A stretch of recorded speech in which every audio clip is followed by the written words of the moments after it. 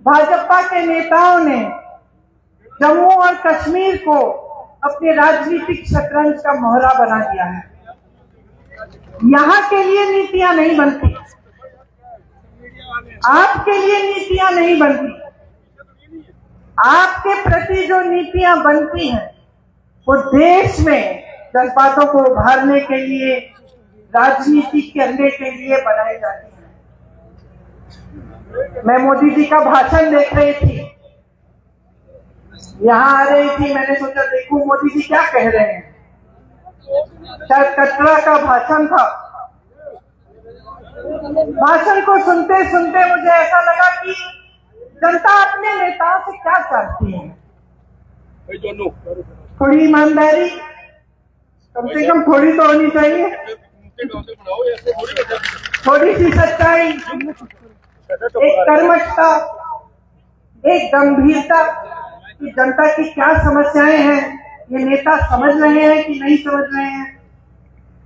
और मुझे उस मोदी जी के भाषण में लगा कि वो गंभीरता ही नहीं दिखी। वो कहने लगे कि 10 सालों से यहाँ का जो रेलवे स्टेशन है, हमने इस रेलवे स्टेशन को में सुधार हम लाए हैं, इसमें परिवर्तन लाए हैं। मैं सोच रही थी 10 सालों से आप प्रधानमंत्री रहे हैं, आप कटरा आके कह रहे हैं कि मैंने आपके रेलवे स्टेशन में सुधार कर दिया। विकास की एक धारा होती है, जैसे जीवन की होती है। एक समय में मेरी बहनें यहाँ बुजुर्ग बैठी हैं, तो रोटरी वाले टेलीफोन होते थे, आपको याद है, यूं घुमा के फोन करना पड़ता था। जम्मू से दिल्ली फोन करना पड़ता था तो बुकिंग करनी पड़ती थी, 2-3 हफ्तों बाद तुरंत कॉल लगता था। आज सबके पास स्मार्टफोन है, परिवर्तन होता है, विकास होता है, रेलवे स्टेशन में सुधार होते हैं। ये कोई बड़ी बात नहीं है कि प्रधानमंत्री जी आकर छोटी छोटी बातों पर आपको कह रहे हैं कि देखो मैंने आपके लिए क्या किया। ठोस बात क्यों नहीं कर रहे हैं? मेरे मन में ये बात आई कि जो ठोस बात है, जो जम्मू और कश्मीर की जनता के हृदय की बात है, जो उनकी समस्याएं हैं, उनकी बात क्यों नहीं हो रही? सच्चाई पर क्यों नहीं उतर रहे हैं हमारे प्रधानमंत्री? कि जब उन्होंने आपसे राज्य का दर्जा छीना तो क्या क्या छीन गया आपसे? वो रेलवे स्टेशन की बात करने से नहीं मिलेगा आपको वापस। वो ये कहने से कि मैंने जम्मू में आईफल टावर जैसा एक ब्रिज बनाया है, वो आपको वापस नहीं मिलेगा। वो आपका हक था और उस हक के जरिए आपको बहुत कुछ मिलता था। अपने जमीन पर हक, रोजगार पर हक, छोटे कारोबारों को मजबूत बनाने का हक, तो सारा आज आपसे छिन गया है। एक एलजी है जो पूरा अपने हिसाब से, अपनी मनमानी से राज कर रहे हैं। एक लूट का राज स्थापित किया है, रिमोट वाला राज स्थापित किया है।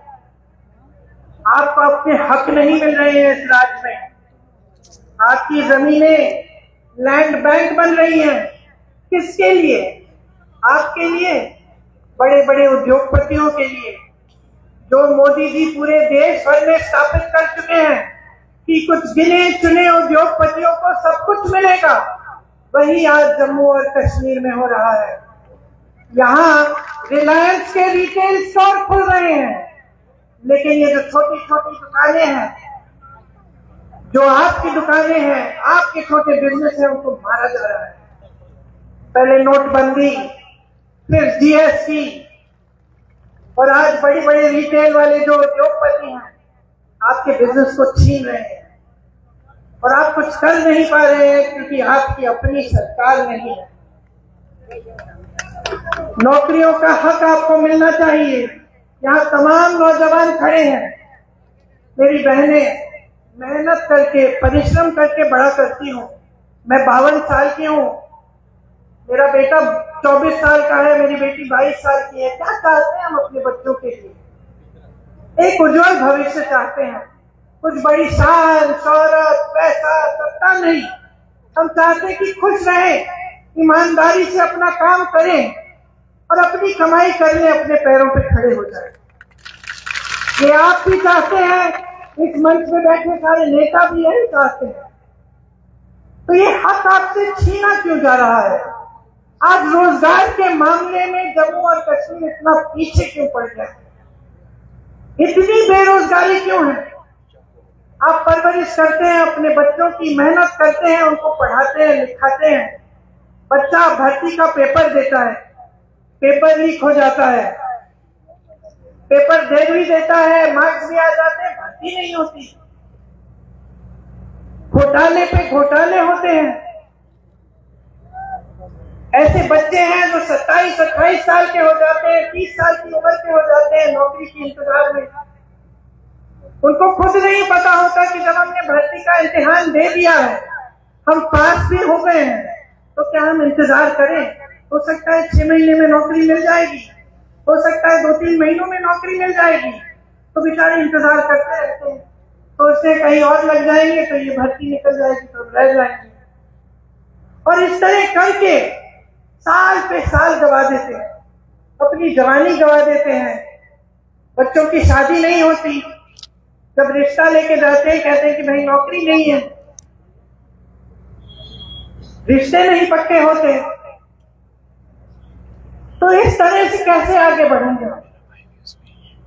आपके एलजी बाहरी हैं, सब तमाम जितनी भी पॉलिसियां, जितनी भी नीतियां बन रही है बाहर वालों के लिए बन रही है। 450 मिनरल के जो ब्लॉक है उनमें से 200 के ठेके बाहर के लोगों को दिए हैं। आपको रेत, आपकी रेत है, आपकी बजरी है, बाहर भेजी जा रही है, आपको खरीदनी पड़ती है अपने घर बनाने के लिए, तो उसका दाम महंगा होता है कि नहीं? आपको घर में छोटी सी छोटी मरम्मत करनी पड़ती है, आप घबराते हो कि कैसे करेंगे? कोई बीमार पड़ता है, घबराते हो, इलाज कैसे करवाएंगे? और यहाँ बाहर की सारी कंपनियां आकर सब कुछ शुरू करेंगे। 10 मिनरल के ब्लॉक्स है, 26 रेत के खनन, सारे ठेके बाहर के उनके मित्रों को दिए गए हैं। बाहर की कंपनियों को ला कर आपके जितने भी छोटे कारोबार हैं उनको खत्म किया जा रहा है। ये तो मैं मंच पे खड़े होकर कह रही हूँ, एहसास तो आपको है। अब त्योहार का महीना आने वाला है, एक तरफ घबराहट कि त्योहार के लिए हमें अपने घर को सजाना है, मेहमान आएंगे, खाना खिलाना है, सब कुछ करना है, कैसे करेंगे? महंगाई इतनी है। और दूसरी तरफ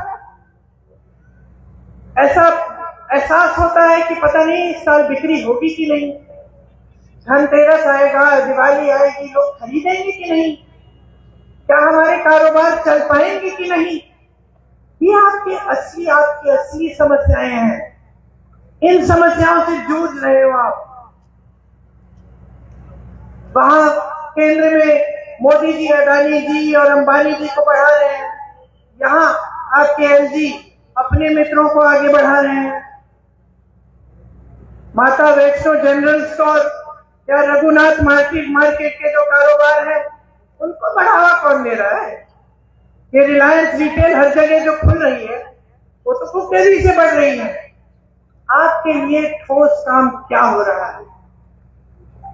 जल जीवन मिशन का स्कैम होता है, एक दलित अधिकारी उस स्कैम को उभारता है। क्या होता है? उसको प्रताड़ित किया जाता है। मैंने ईमानदारी की बात की, सच्चाई की बात की, नेता से उम्मीद की बात की। ये उम्मीद होती है ना कि अगर कोई अधिकारी ईमानदारी से बता दे कि भाई ये स्कैम हो रहा है, करोड़ों लूटे जा रहे हैं, तो आप उसका संरक्षण करें, उस स्कैम की जांच करें। उल्टा उससे प्रताड़ित किया जाता है। क्या यही हमारी परंपरा बन गई है? क्या यही उम्मीद होनी चाहिए हमें अपने नेताओं से? आप सोचिए, आज भयंकर बेरोजगारी है, यहाँ जम्मू में 65% सरकारी पद खाली हैं।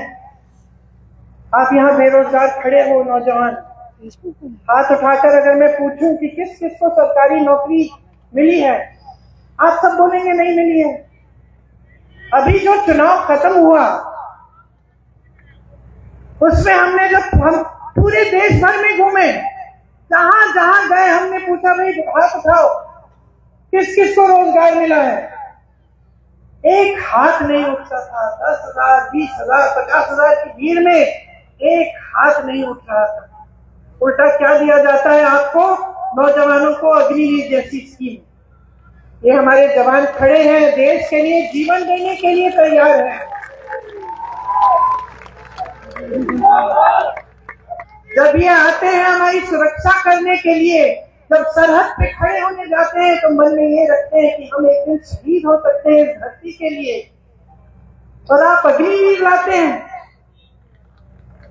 कि बच्चा जाएगा, सरहद पे खड़ा होगा, सुरक्षा करेगा हमारे देश की, लेकिन शहीद हो जाएगा तो उसको कुछ नहीं मिलेगा, उसके माँ बाप को पेंशन तक नहीं मिलेगा। और इसके लिए हम सारे विपक्षी दल लड़ रहे हैं, बार बार इन मुद्दों को उठाते हैं, लेकिन इतना अहंकार है इस सरकार में, हमारे प्रधानमंत्री जी ने, जो जानते हुए कि ये गलत स्कीम है, जानते हुए कि ये नौजवानों ठीक नहीं है, तो पीछे नहीं हटते, कहते नहीं है कि ठीक है गलती हो गई, गलत स्कीम ले आए हम, इसको सुधार देते हैं। जहां आपको आर्मी में, फोर्सेस में रोजगार का मौका मिलता था वो टूट गया है, आज नहीं मिलता है। खेती में रोजगार बनते थे, आज नहीं बनते हैं। सबसे ज्यादा रोजगार हमारे देश में, हमारी देश की जो रीढ़ की हड्डी है वो छोटे कारोबार है। ये सारी दुकानें जो मुझे यहाँ से दिख रही है, आप रोजगार दिलवाते थे, छोटे छोटे बिजनेस तो अपना कुछ बना दिया। कानपुर में लेदर का बिजनेस था, आगरा में कोई और बिजनेस, मुरादाबाद में पीतल का बिजनेस, यहाँ जम्मू में और बिजनेस, सारे तमाम ऐसे बिजनेस बंद हो रहे हैं, तो रोजगार वहां से भी नहीं मिलेगा। तो कौन सी स्कीम है उनके पास रोजगार दिलवाने की? सिर्फ स्कैम, पेपर लीक, अग्निवीर जैसी फिजूल की स्कीमें, और ऊपर से क्या होता है, आप माताएं हैं, नौजवान बच्चे हैं, मैंने कहा मेरे भी नौजवान बच्चे हैं, जब बच्चे में ये नाउम्मीद हो जाती है कि मेरे भविष्य में कुछ नहीं है, मैं कमा नहीं पा रहा हूं, घर पे बैठा रहता है, तब ड्रग्स फैलते हैं। चिट्टा कितना फैल गया है जम्मू कश्मीर में, कोई बात नहीं करता है इसके बारे में।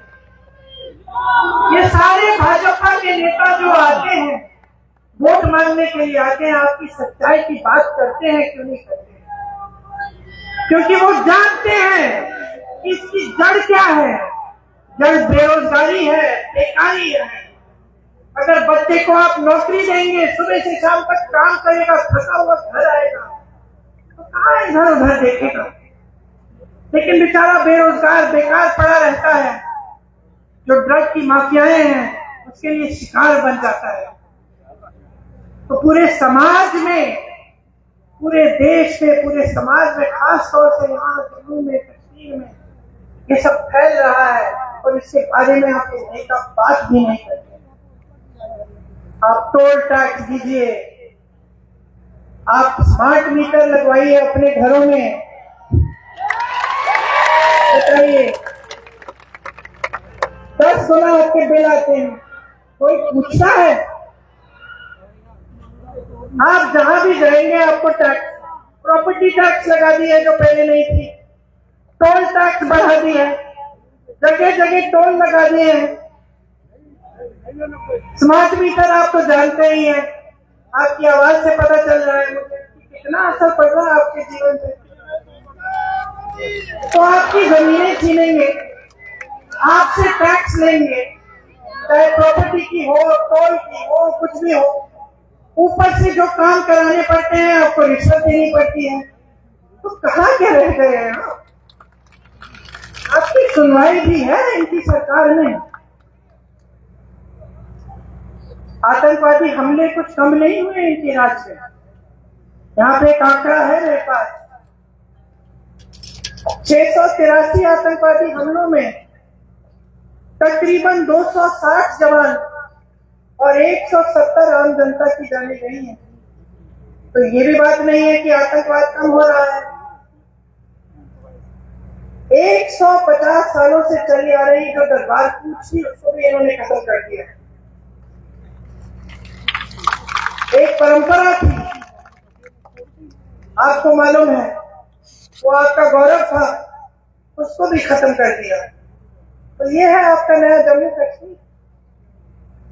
राज्य का दर्जा आपसे छीना, आपसे जब छीना गया तो आपको क्या क्या बताया गया, इससे बड़ा फायदा होगा। आपका क्या फायदा हुआ मैं जानना चाहती हूँ। मैं जानना चाहती हूँ आप में से कोई मुझे बताए क्या फायदा हुआ।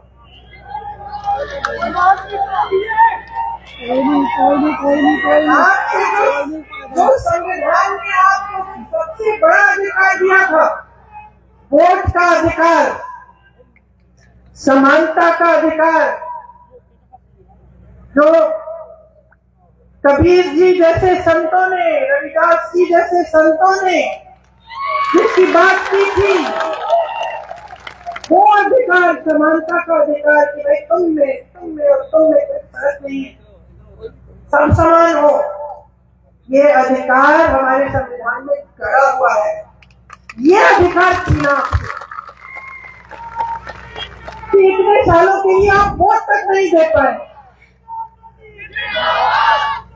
तो क्या उम्मीद रख सकते हैं आप इन लोगों से? सब छीना है, सब लूटा है।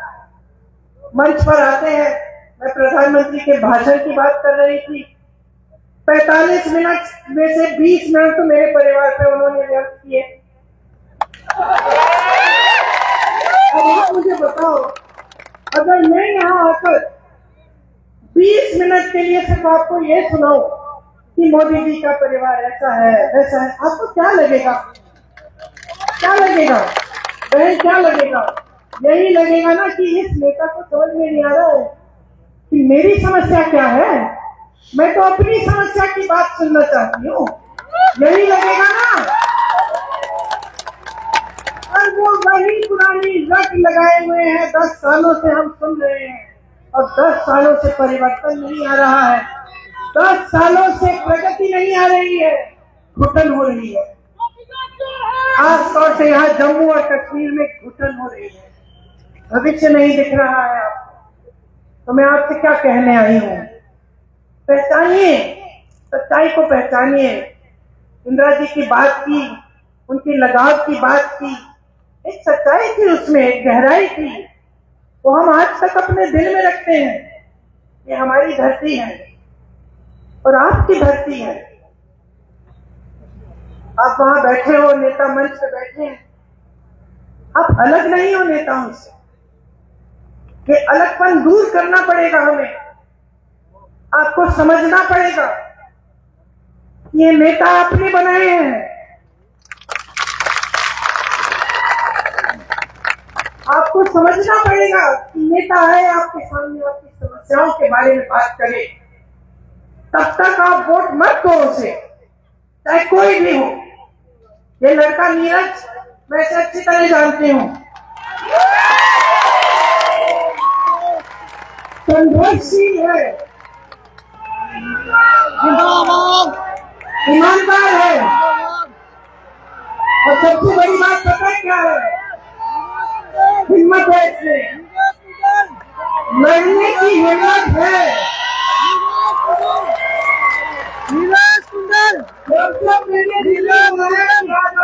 प्रदर्शन है एकदम आया और पीछे नहीं हटा, पुलिस ने लाठी मारी, तंग किया, धकेला, मारा, पीटा, फिर भी पीछे नहीं हटा। तो मैं अपने अनुभव से जानती हूँ कि नीरज में हिम्मत है, लड़ने की शक्ति है और आपके लिए लड़ेगा।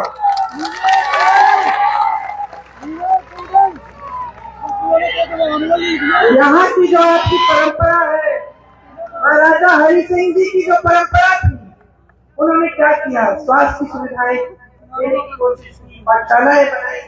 ये आपकी परंपरा है, सेवा की परंपरा है।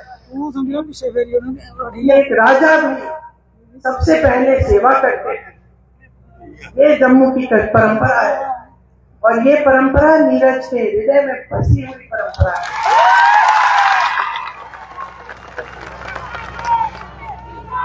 मैं आपसे कहने आई हूँ कि नीरज को आगे बढ़ाओगे तो आप अपने भविष्य को मजबूत बनाओगे। नौजवान है मगर समझदार है, इसमें वो विवेक है जो हर नेता में होना चाहिए कि जनता सर्वोपरि है, मेरे से बड़ी है, ये समझते हैं।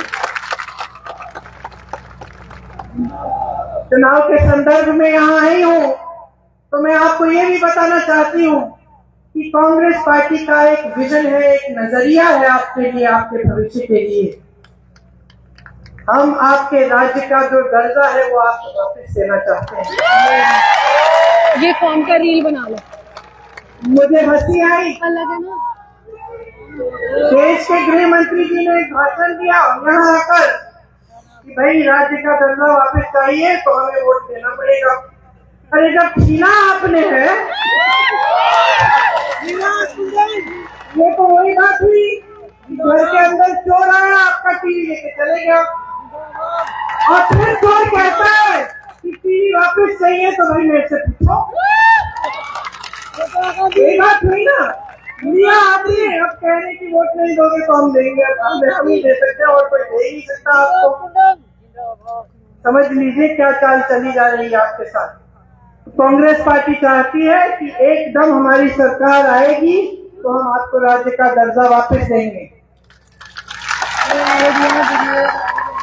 150 साल पुरानी जो दरबार कूच की जो परंपरा है वो फिर से शुरू की जाएगी। आपके रोजगार, आपकी जमीन को हम सुरक्षित करेंगे। हम सुरक्षित रखना चाहते हैं। हम चाहते हैं कि आपके रोजगार का हक, आपका जमीन का जो हक है वो आपके हाथों में वापस जाए। जहां जहां कांग्रेस की सरकारें आज है प्रदेशों में, वहां हमारा ये पूरा प्रयास है। हम पेपर लीक के लिए जॉब कैलेंडर निकालना चाहते हैं और सख्त से सख्त कार्रवाई करना चाहते हैं अगर कोई पेपर लीक हो, ताकि जॉब कब मिलेगा, पेपर कब होगा, रिजल्ट कब आएगा, ये सब पहले से निर्धारित हो। और इसके साथ कोई इधर उधर करने की कोशिश करे अधिकारी तो उस पर सख्त कार्रवाई हो। खाली पड़े 1 लाख पदों को हम एकदम भरना चाहते हैं। बेरोजगार युवाओं को प्रति माह 3,500 रुपए हम देना चाहते हैं ताकि उनका थोड़ा आत्मविश्वास बने, अपने पैरों पे खड़े होने का कम से कम मौका तो मिले।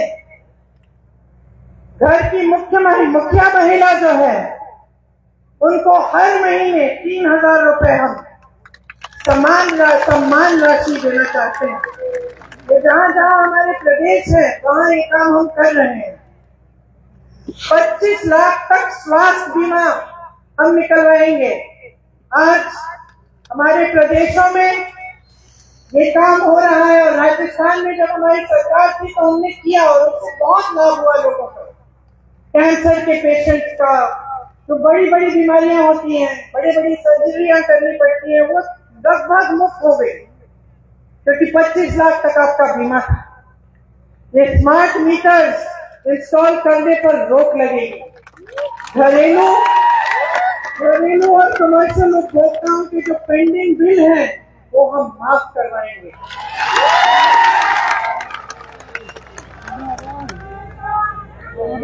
गरीब और किसानों की जो जमीन है उससे बेदखल नहीं किया जाएगा। आपको जो स्वयं सेवा समूह है उनको 5 लाख तक का ब्याज मुफ्त कर्ज पे मिलेगा।